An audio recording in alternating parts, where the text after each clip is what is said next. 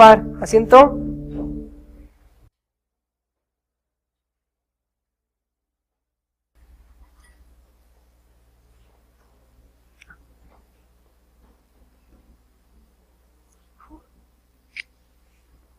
Y vamos a abrir nuestras Biblias en Nehemías 4. Nehemías 4. Y en este pasaje vamos a ver una verdad que es muy sencilla y lo ves a lo largo de todas las Escrituras. Si estás envuelto en la obra de Dios, vas a encontrar oposición. Si estás envuelto en la obra de Dios, vas a encontrar oposición. Génesis 3 vemos el enemigo principal de Dios, Satanás. Y en los siguientes capítulos vemos a Noé tener la oposición de su generación, los hijos de Satanás. Y luego vemos a Abraham tener oposición de todas las naciones cercanas. Y luego vemos a José tener oposición de sus hermanos y de algunos egipcios. Y luego vemos a Moisés tener la oposición de Faraón y de los israelitas incrédulos. Vemos a Josué luchar contra las naciones. Vemos a David contra Saúl, vemos a Salomón contra algunos de sus hermanos, vemos a Jeremías contra líderes del pueblo. Si estás envuelto en la obra de Dios tendrás oposición. Y cuando hablo de la obra de Dios, hablo no solo del ministerio de la iglesia. Dios tiene una obra que está haciendo en ti. Puede ser que tú tengas que dar un paso de salvación creyendo en Jesús, que hasta ahora solo has estado jugando a esto de la iglesia, y hoy sea el día en que tengas que dar ese paso de verdaderamente poner tu confianza en Él y cambiar tu vida. Es posible que tú tengas que dar el paso de la membresía en tu santificación y ser parte de este cuerpo. Es posible que tengas que dar el paso del servicio y ver dónde encajan tus dones aquí en la iglesia. Es posible que tengas que dar el paso del liderazgo y animarte a comenzar a ayudar a otros a dar el paso de la conversión, de la membresía, del servicio. O es posible que Dios te esté llamando al ministerio pastoral. Esta es la obra de Dios en ti, la santificación progresiva. Y también está la obra de Dios aquí en la iglesia como cuerpo. Pero siempre que estemos involucrados en la obra de Dios, individual o corporal, si es la obra de Dios, vas a tener oposición. Dices, hermano, pues es que yo la verdad no veo ninguna oposición. Por eso digo, sí estás involucrado. Porque es posible que no estés involucrado. Y esta es una realidad que puedes ver en todo el mundo, lo puedes ver en todo el mundo. Nadie hace algo bueno si no encuentra oposición. Todo lo bueno tiene oposición. Las buenas películas de acción dependen de que el malo sea muy malo. Y cuanto más malo el malo, mejor es la película. ¿Cierto? Por eso todos hemos visto Rocky 1, Rocky 2, Rocky 3, Rocky 4, Rocky 5, Rocky 6, porque los malos son muy malos. Y a todos nos gusta más la 3, porque es cuando pelea contra Mr. T, este semejante bestia de hombre. Y entonces tú dices, si consigue ganar a eso, va a ser una muy buena película. Es la 3, ¿no? Sí, creo que es la 3. Porque la cuarta es el ruso y la quinta es... Sí. Okay. Entonces...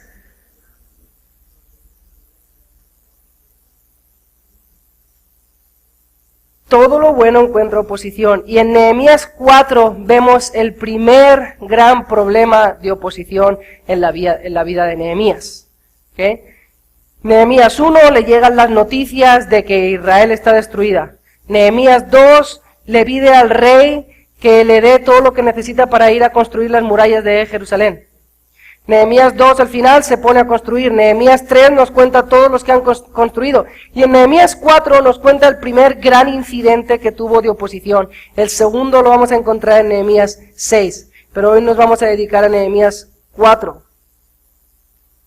Y ya habíamos visto en el libro de Nehemías, los 4 capítulos que llevamos hasta ahora, que Nehemías 1, Dios quiere que oremos. Y Nehemías 2, Dios quiere que planeemos. Y Nehemías 3, Dios quiere que trabajemos en esta obra. Y Nehemías 4, Dios te quiere decir que Él te puede librar de la oposición. Que si estás envuelto en orar, planear, trabajar para la santificación en tu vida, para el ministerio de tu iglesia, vas a encontrar oposición, pero Dios te puede librar de la oposición. Dios te puede librar de la oposición. Tienes que confiar que cualquier oposición que encuentres, Dios te puede librar. Y lo que tú tienes que hacer es orar, planear y perseverar. Orar, planear y perseverar. Entonces, ¿qué vemos aquí en Nehemías 4? Si me acompañan ahí en sus Biblias. Desde el versículo 1, primer versículo, comenzamos con esta oposición. Cuando oyó Sanbalat que nosotros edificábamos el muro, se enojó y se enfureció en gran manera e hizo escarnio de los judíos. Y aquí vemos cómo los enemigos del pueblo de Israel comenzaron a oponerse a que se reconstruyeran las murallas. Y primero se oponen por medio de simplemente insultos, ¿ok? Comenzaron a insultar, comenzaron a burlarse, ¿ok? A veces pensamos que el bullying es algo de nuestros días. No, aquí en Nehemías 4 hay bullying, ¿ok? Entonces dicen, no, lo que estáis construyendo, eso no vale nada, lo que estáis construyendo, ¿qué? Pues, ¿qué vais a hacer ahí? Ahí no vais a hacer nada. Y comienzan a burlarse. Ahora, no toma efecto esta burla, porque vemos que Nehemías confía en Dios. Vemos en el versículo 4 que en cuanto escucha estos insultos, Nehemías dice, oye, oh Dios nuestro, que somos objeto de su menosprecio. Entonces, Nehemías de volada se regresa a Dios, y en el versículo 6 vemos que estos insultos no tuvieron ningún efecto en el pueblo. Dice, edificamos pues el muro, y toda la muralla fue terminada hasta la mitad de su altura, porque el pueblo tuvo ánimo para trabajar. Pero entonces los enemigos de Dios pues no dijeron, mira, pues los insultamos y como quiera siguieron trabajando, así que ¿qué le vamos a hacer? No, se pusieron manos a la obra para contrarrestar lo que estaban haciendo. Y entonces lo que hacen es una conspiración secreta, ¿ok? Y ya no es solo Sanbalat, como vimos al principio, sino que ahora se juntan más pueblos, ¿ok? Y hacen una conspiración secreta donde lo que ellos planean es introducirse en Jerusalén y matar a todos los que están construyendo. Dice el versículo 12, sucedió que cuando venían los judíos que habitaban entre ellos, nos decían hasta 10 veces, de todos los lugares de donde volviereis, ellos caerán sobre vosotros. Judíos que vivían alrededor de Jerusalén le dijeron a Nehemías, Nehemías, en todas las ciudades, en todos los pueblos donde vivimos, se está levantando una conspiración contra ti, contra los que trabajan, contra la construcción de la muralla. Y quieren matarnos. Y entonces vemos ahí un gran conflicto. Porque Nehemías tiene que emprender esta obra de construir la muralla. Es lo que le ha encargado Dios por medio de ponérselo en su corazón. Y es lo que le ha encargado el rey de Persia. Pero hay una gran oposición hasta el punto de la muerte. Quieren conspirar contra nosotros, quieren introducirse entre nosotros y quieren matarnos.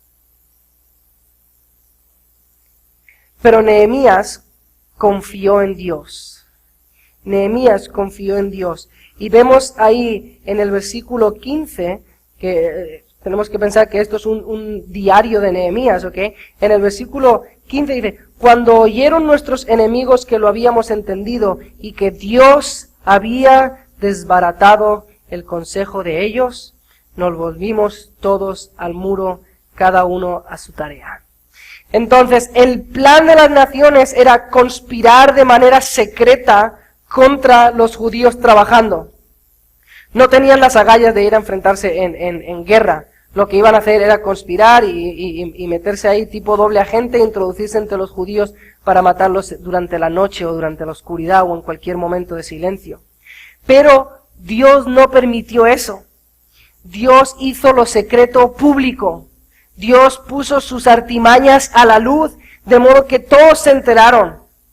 Y entonces Nehemías, cuando llegó esto a sus oídos, dice, Dios ha desbaratado su consejo. Ya no pueden atacarnos por secreto. Dios ha evitado que nos ataquen. Y entonces Nehemías comienza un plan grande de cómo van a conseguir que no les ataquen. Y en el versículo 18 vemos una parte de lo que hizo. Fue los que edificaban, cada uno tenía su espada ceñida a sus lomos y así edificaban. Y el que tocaba la trompeta estaba junto a mí. Nehemías puso hombres en las partes más importantes, en los puntos claves puso soldados. Tomó mitad de sus sirvientes y los puso como guardias. Y luego a todos los que trabajaban les dijo, van a tener que tener una mano libre para cargar ladrillos y otra mano para que esté en la espada. Y luego puso un trompetero cerca suyo, porque pues está todo el mundo trabajando en toda la muralla. Y dice, yo voy a tener un trompetero, si veo que alguien se acerca a atacarnos, toca la trompeta este señor, nos juntamos todos donde escuchen la trompeta y ya tenemos ahí un ejército para batallar. Y con ese plan, después de haber orado, como vimos en el versículo 5, Nehemías puso un plan a cabo que consiguió derrotar esta conspiración. Y luego, después de haber planeado y haber puesto todo para evitar la conspiración, el pueblo sigue trabajando. El pueblo sigue trabajando. De hecho, lo vemos en el versículo 23. Y al final que dice, ni yo, ni mis hermanos, ni mis jóvenes, ni la gente de guardia que me seguía, nos quitamos nuestro vestido. Cada uno se desnudaba solamente para bañarse. Entonces, siguieron trabajando, perseveraron. Entonces, al frente de la oposición, cuando se levantó este conflicto de que a Nehemías y todos los judíos los querían matar, Nehemías oró a Dios, confió en Dios, puso un plan en marcha y perseveró en la obra. Perseveraron tanto que dice, no nos desvestíamos para dormir, no nos cambiábamos de ropa en la mañana, nos poníamos la ropa y solamente nos la quitábamos para bañarnos, ¿ok? De aquí hay una lección, jóvenes, cuando ustedes trabajan mucho en la iglesia, Dios te permite que vayas y te eches un baño, aunque estés perseverando ahí, ¿ok? Entonces, ¿qué aprendemos? ¿Qué aprendemos de esta gran historia de oposición?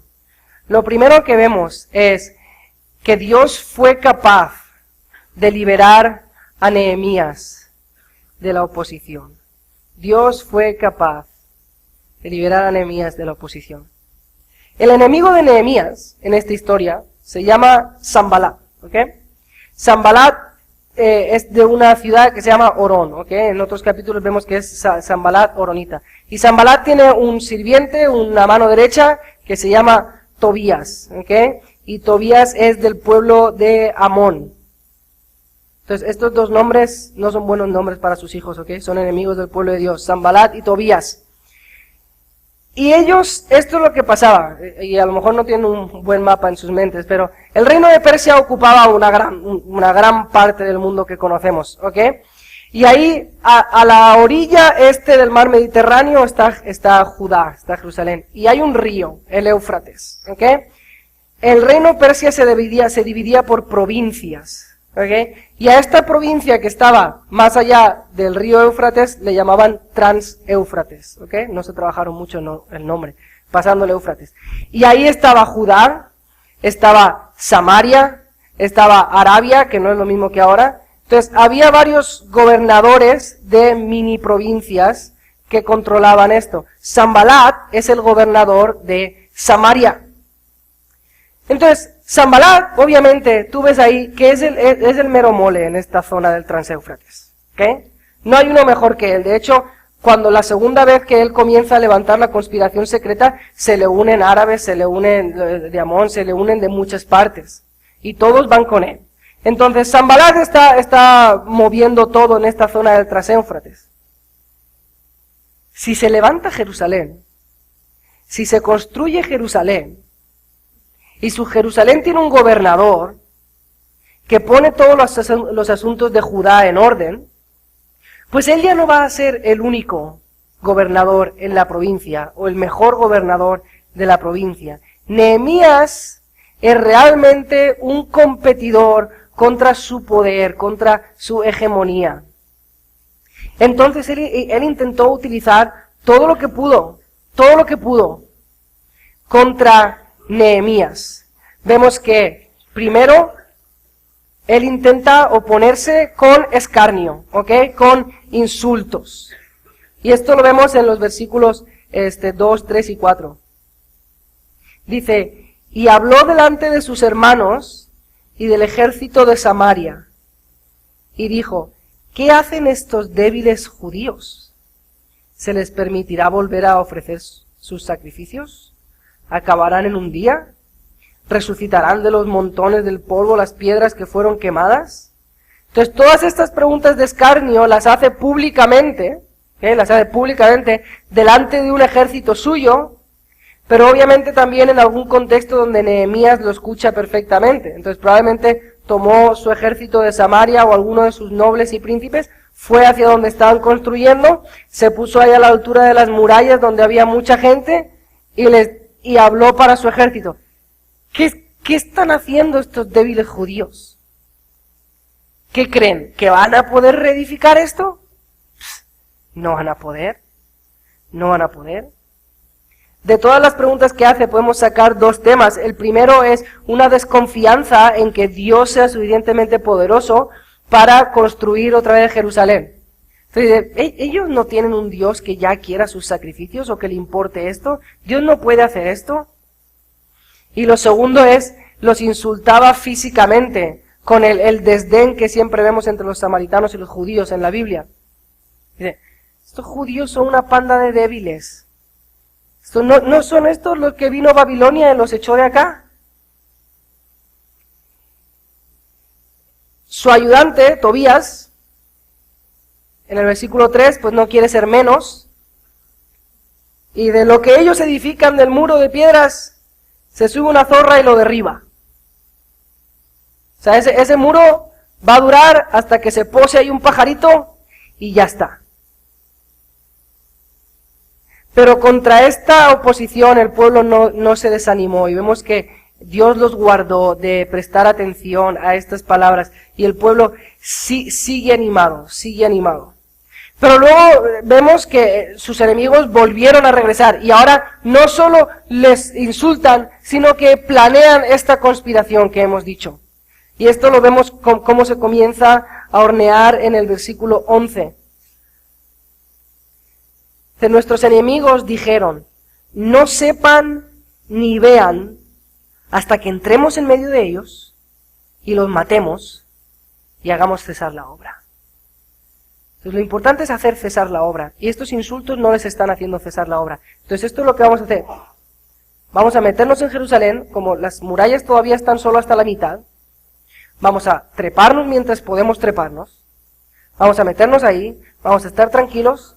Y cuando no sepan, cuando no nos escuchen, cuando no nos vean, entonces los vamos a matar.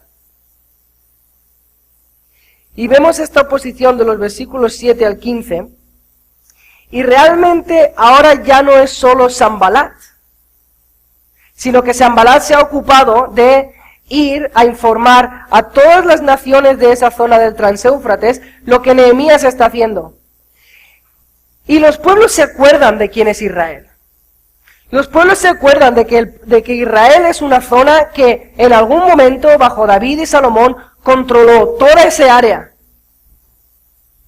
Y que todos eran sus esclavos y sus sirvientes, y que tenían que pagar tributo, y que tenían que pagar impuesto. Entonces, Sanbalat, según el versículo 7, dice que fue con los árabes, fue con los amonitas, fue con los de Asdod. Esto está representando realmente pueblos del oeste, del norte y del sur. Y fue con todos ellos como a decirles, oye, ¿tú crees que Jerusalén, que la van a reedificar? ¿Te acuerdas de cuando nosotros éramos, con nuestros abuelitos y tatarabuelitos eran siervos de Jerusalén? ¿Tú quieres volver a ser siervo de Jerusalén? Y se juntan todos ahí. De hecho, se juntan tantos pueblos, como les digo, de norte, sur, este, oeste, que en el versículo 12 los judíos dicen, de todos los lugares de donde os volvieres. Si te vuelves hacia el este, ahí tenemos enemigos. Y si te vuelves hacia el oeste, ahí tenemos enemigos. Y si te vuelves hacia el norte, ahí tenemos enemigos. Y si te vuelves hacia el sur, ahí tenemos enemigos. Porque Jerusalén estaba básicamente en el medio. Y esta conspiración sí tuvo un impacto. Esta conspiración sí tuvo un impacto en los habitantes. Nos dice el versículo 10. Dice, y dijo Judá, las fuerzas de los acarreadores se han debilitado, el escombro es mucho, no podemos edificar el muro. Y luego en el versículo 14 nos dice Nehemías, después miré y me levanté y dije a los nobles y a los oficiales y al resto del pueblo, no temáis, no temáis. Entonces, estaban atemorizados, estaban temblando. Esta conspiración secreta, no saber a qué horas les iban a venir a atacar, los paralizó en su obra. Y esto muchas veces pasa cuando nosotros estamos envueltos en la obra de Dios. Esto muchas veces pasa. Ya sea que tú quieres un área de tu vida que estás atacando fervientemente y la quieres santificar. O un evangelismo que estás intentando hacer con alguna persona. O un discipulado que tienes con alguien. O un ministerio que tienes en la iglesia. Satanás, el mundo y el pecado te traen oposición.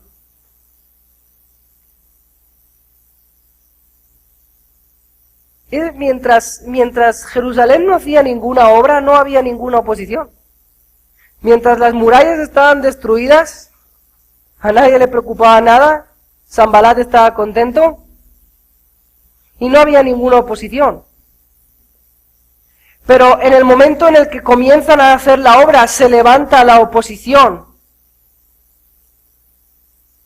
Y cuando tú te intentas involucrar en tu vida e intentar hacer algo bueno, intentar hacer la parte que te toca en la obra de Jesús y el Espíritu Santo en ti, muchas veces se levantará oposición.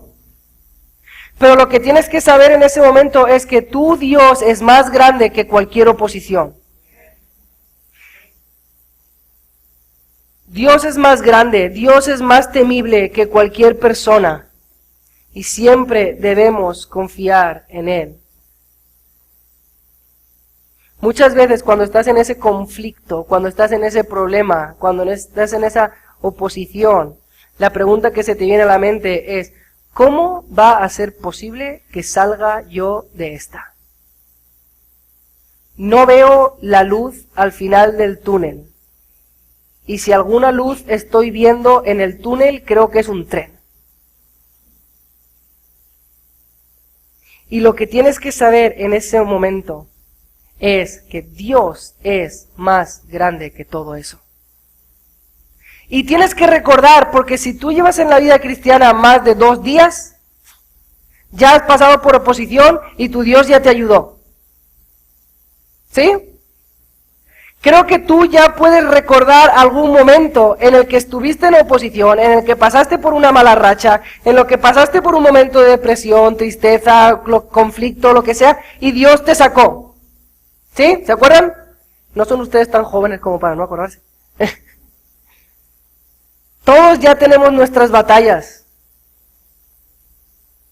Y muchas que podemos contar como victoria. Por eso Nehemías lo deja registrado aquí. Nehemías escribe un libro y dice, los que encuentren oposición en el pueblo de Israel cuando yo ya no sea gobernador, que sepan, ya hemos pasado oposición y ya la hemos ganado. Si encuentran más, confíen en Dios. ¿Puedes recordar tú alguna batalla que has vencido en Dios? Pues utiliza eso para la siguiente batalla. Lo segundo que vemos en este pasaje, además de que nuestro Dios es capaz, es la confianza. La confianza que Nehemías tuvo en Dios. El punto clave de inflexión en este pasaje, ¿okay? Porque en las historias del Antiguo Testamento lo que vemos es conflicto, resolución del conflicto, eso es lo que usted tiene que buscar. ¿Dónde vemos la resolución de este conflicto? Es en el versículo 14. Versículo 14 y podríamos añadir el 15. Después miré, después de saber de la conspiración y de que todo el pueblo estaba desanimado, y me levanté y dije a los nobles y a los oficiales y al resto del pueblo, no temáis delante de ellos. Acordaos del Señor, grande y temible, y pelead por vuestros hermanos, por vuestros hijos y por vuestras hijas, por vuestras mujeres y por vuestras casas. Este es el mensaje de Nehemías, el discurso.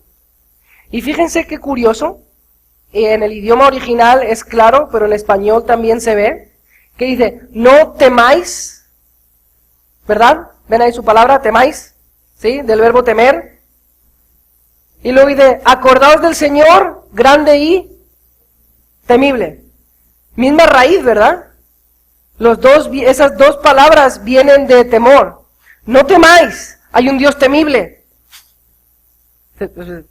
¿Temo o no temo? Ya me confundí.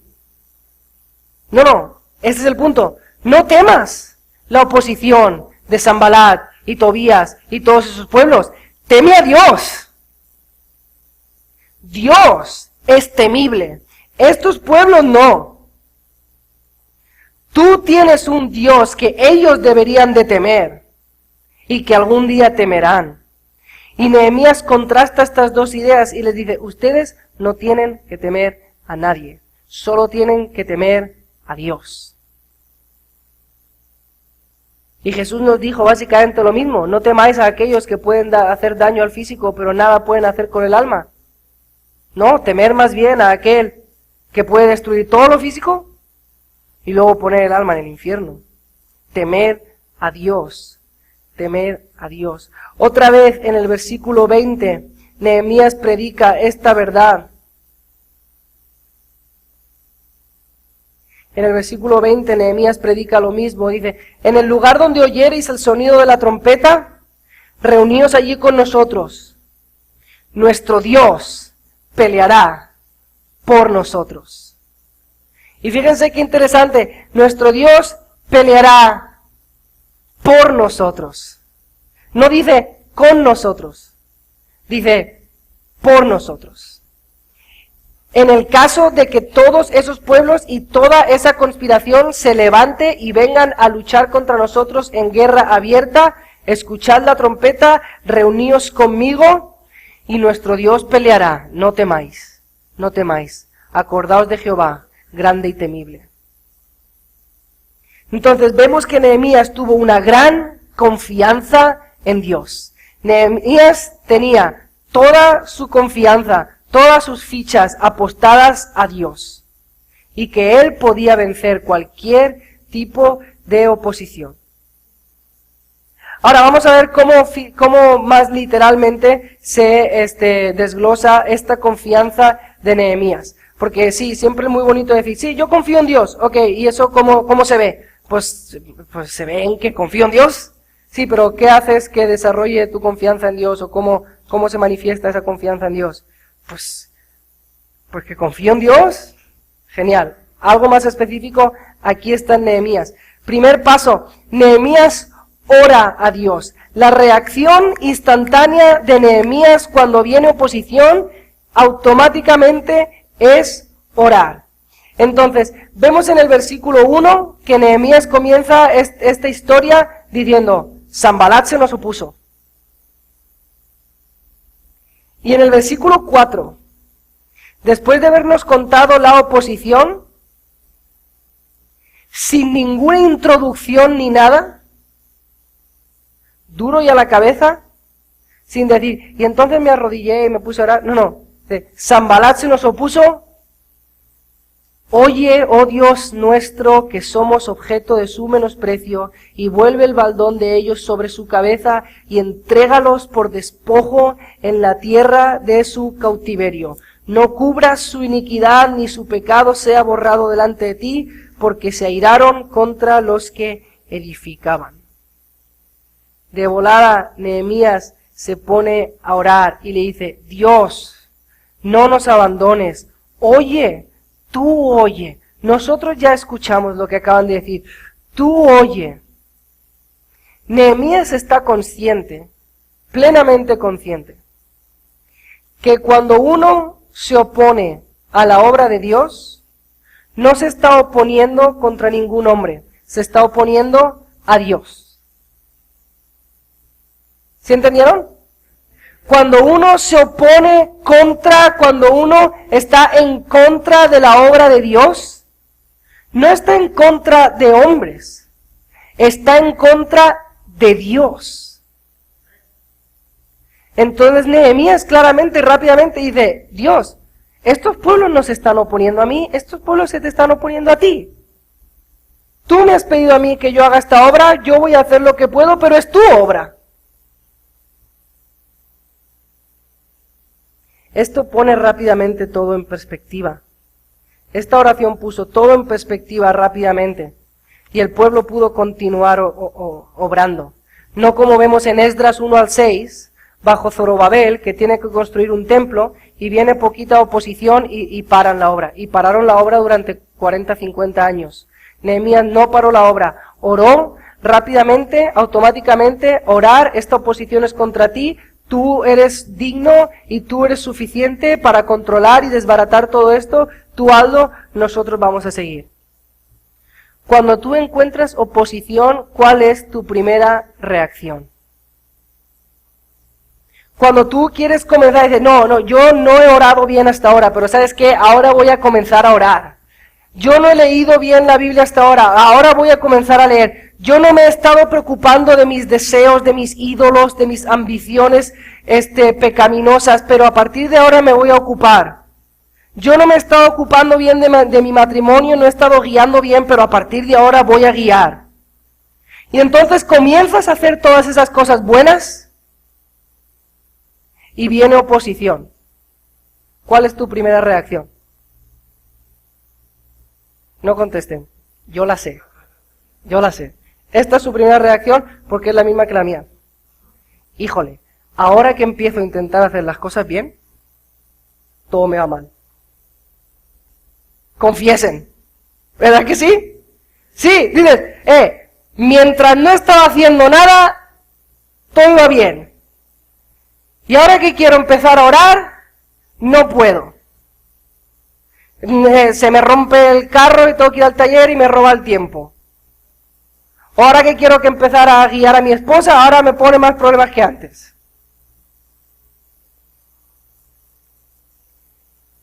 Pero es absolutamente normal. Es absolutamente normal. ¿No? ¿O ustedes creen que dos boxeadores se suben al ring para hacer una pelea? Uno le pega al otro y el otro le dice, a ver, ahora que me subo al ring y ahora me quieren pegar. Cuando tú vas a hacer la obra de Dios, vas a encontrar oposición. Y tu primera reacción no puede ser, mientras no hacía nada, no me pasaba nada. Ahora que quiero hacer algo bueno, obviamente que si quieres hacer algo bueno va a haber oposición. Tu primera reacción, ora. Ora, Dios, esta oposición, esta reacción de estas personas, estos eventos que ocurrieron, esto es oposición contra ti.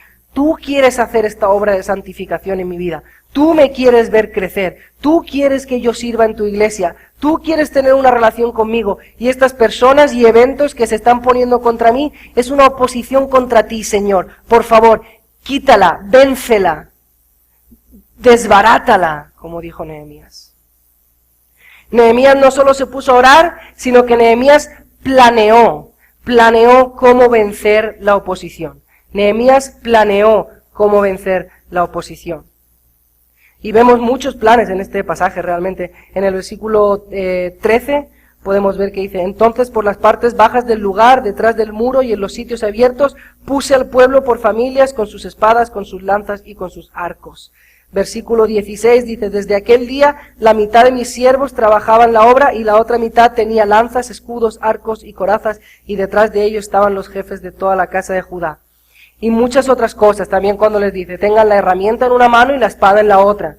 Todo el mundo se queda a dormir en Jerusalén, nadie se va a sus ciudades de lejos, todo el mundo duerme aquí, no se cambian de ropa, se bañan rapidito y se ponen a trabajar con la espada en una mano y la herramienta en la otra. Nehemías planeó todo. Planeó quiénes iban a proteger y quiénes iban a trabajar. Planeó que los que trabajaban tenían que trabajar y también estar listos. Planeó lo que hemos visto del trompetero. Tú aquí a tocar la trompeta junto mío. Nobles, si escuchan la trompeta, todos se reúnen aquí. Un plan. Hermanos, Los seres humanos planeamos para todo. Los seres humanos somos humanos que planeamos. Planeamos, ¿ok? Yo entiendo que los mexicanos menos. Porque un mexicano cuando va a construir algo, ¿cuál es el primer paso? Cuando compras un mueble que tienes que armar, primer paso, tirar las instrucciones. Pues eso no sirve. Tiras las instrucciones, que va a ser un estorbo, y entonces comienzas a armar. Y luego, oye, me sobraron 3 tornillos. ¿No será esto para algo? Es extra. Es por si acaso se te perdía uno, te pusieron 3 de más. Pero los seres humanos planeamos para todo. Somos seres de plan. Si tú juegas en un equipo de fútbol a cierto nivel, ¿ok? No como cuando jugamos los varones, tú no salen al campo y dicen, oye, ¿y quién va a jugar tú? ¿Y quién va a ser defensa? ¿Y quién va a ser delante? No, escuchen, jueguen. Ustedes juegan, son tan buenos que van a ganar. Eso solo pasa con el Barça. Siempre planeamos para todo. Las mujeres generalmente nos dicen, ¿saben qué? Me voy a comprar unos zapatos y luego, sin pensar en los zapatos, me voy a comprar una bolsa y sin pensar en la bolsa, me voy a comprar un collar. No, planeas, ¿verdad? Tengo zapatos blancos y tengo zapatos cafés, pero no tengo negros, así que me voy a comprar unos negros. Compras los zapatos negros y entonces dices, no tengo bolsa para los zapatos negros, y compras una bolsa. Nosotros planeamos para todo. Pero a veces como cristianos, no planeamos para nuestra vida cristiana. Eso es lo que se puede dejar fuera. Mi crecimiento cristiano, la obra de Dios en mi vida, en la vida de mi iglesia, eso fluye, eso pasa. No, hermanos, no pasa. Si tienes una carne, si tienes una naturaleza pecaminosa, y todos la tenemos, es mucha oposición, mucha lucha, un enemigo demasiado grande como para que te enfrentes a él sin plan. Entonces, si tú quieres orar más, o comenzar a orar, no puedes decir, no, yo voy a empezar a orar en las mañanas, entonces mañana si me levanto, oro. No. ¿A qué hora? ¿Dónde? ¿De cuándo a cuándo? ¿Cuánto tiempo? Establece un plan. Quiero comenzar a leer la Biblia, entonces mañana, cuando me levante, si me levanto, voy a agarrar la Biblia y voy a leer. No. Vas a abrir la Biblia por cualquier pasaje, vas a encontrar un pasaje del cual no tienes ni idea de lo que estás leyendo, y después de 2 versículos, te vas a afligir, o lo vas a aplicar mal. Tienes que tener un plan. ¿Qué vas a leer? ¿Cuánto vas a tardar? ¿De dónde a dónde vas a leer? Esos ídolos en tu vida. Híjole, yo es que tengo un ídolo bien grande de orgullo. Me gustaría ser más humilde, porque la gente se da cuenta de que soy bien prepotente. Quiero matarlo. Entonces, a partir de ahora, a orar para matarlo. Muy bien, excelente. Pero ¿qué más vas a hacer?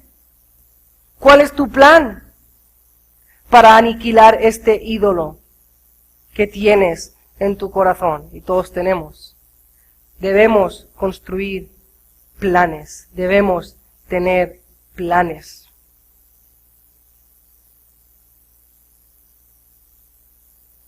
Y vemos por último que Nehemías, además de planear, lo que hizo fue perseverar. Perseverar. Vemos en los versículos 17 y 18, los que edificaban en el muro, los que acarreaban y los que cargaban, con una mano trabajaban en la obra y con la otra tenían la espada. No vale agarrar con las 2 manos la espada para estar protegidos. Trabajan y se protegen. Porque los que edificaban cada uno tenía su espada ceñida a sus lomos y así edificaban. Y el que tocaba trompeta estaba junto a mí. Versículos 21 al 23. Nosotros pues trabajábamos en la obra. La mitad de ellos tenían lanzas desde la subida del alba hasta que salían las estrellas. También dije entonces al pueblo, cada uno con su criado permanezca dentro de Jerusalén, no nos vamos de aquí, no nos vamos de Jerusalén hasta que no se acabe la obra. De noche van a servir de guía y de día van a trabajar en la obra. Ni yo, ni mis hermanos, ni la gente de guardia nos quitamos nuestro vestido. Trabajaron. Perseverar, perseverar, perseverar. La oposición era real, el conflicto era grande, pero en el trabajo se permanece. De hecho, comenzaron a trabajar con más urgencia. Antes venían a trabajar a Jerusalén, cada uno se regresa a su casa, vienes a trabajar a Jerusalén, cada uno se regresa a su casa. No, ahora ¿saben qué? Todos nos vamos a quedar aquí hasta que terminemos. Antes te cambiabas de ropa, ahora no. Misma ropa hasta que se acabe la muralla. Si dejamos de luchar, la oposición gana. Si dejamos de luchar, la oposición gana. Pero no debemos dejar de luchar. Hermanos, esta lucha de santificación en la que tú te ves envuelto va a durar toda la vida. Si Cristo no viene antes, vas a tener que luchar con la tentación del pecado toda tu vida. Vas a tener ídolos. Y cuando consigas matar un ídolo, saldrá otro. Y cuando consigas matar a ese ídolo, entonces saldrá otro. Y vamos a ir creciendo paso a pasito, pero nunca vas a dejar de luchar. Y cuando eres joven tienes unas luchas y las conquistas y ganas en Dios, y cuando eres adulto te salen otras luchas. Y las conquistas y ganas, y luego cuando eres más adulto, tienes otras luchas. Y luego los que son ya muy adultos, tienen también sus luchas. Cada fase de la vida, cada época de tu vida te trae tus luchas.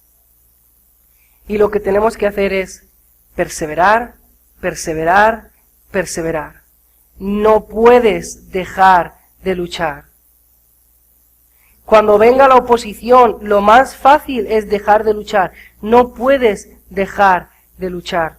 Quizá con pocas fuerzas, quizá a lo mejor no te queda ya mucha energía, pero tienes que seguir luchando. Nehemías ciertamente hizo una obra muy importante. Reconstruir Jerusalén fue algo muy importante y enfrentó mucha oposición, pero su Dios, que es nuestro Dios, es más grande que cualquier oposición y Él venció esa oposición. Pero Nehemías no es el gran clímax de alguien que hace la obra de Dios con oposición. El gran clímax de la victoria en la oposición es nuestro Señor Jesucristo. Piénsenlo. Dejar su trono y venir a esta tierra a tomar carne, a hacerse un bebé. Y no ha nacido todavía cuando ya están tildando a su mamá de que es prostituta o que ha sido fornicaria. Y luego nace y desde niño ya vemos que tiene que estar ahí discutiendo con los judíos. Y luego, ¿qué más podemos pensar? Oposición de los fariseos, oposición de los saduceos, oposición de los escribas, oposición de los sacerdotes, oposición de los falsos discípulos, oposición de los gobernantes, oposición de los reyes, oposición de sus propios discípulos, oposición dentro de sus propios apóstoles. Oposición de todo, hasta la misma muerte, oposición por medio de la cruz, oposición en una tumba, oposición con una roca.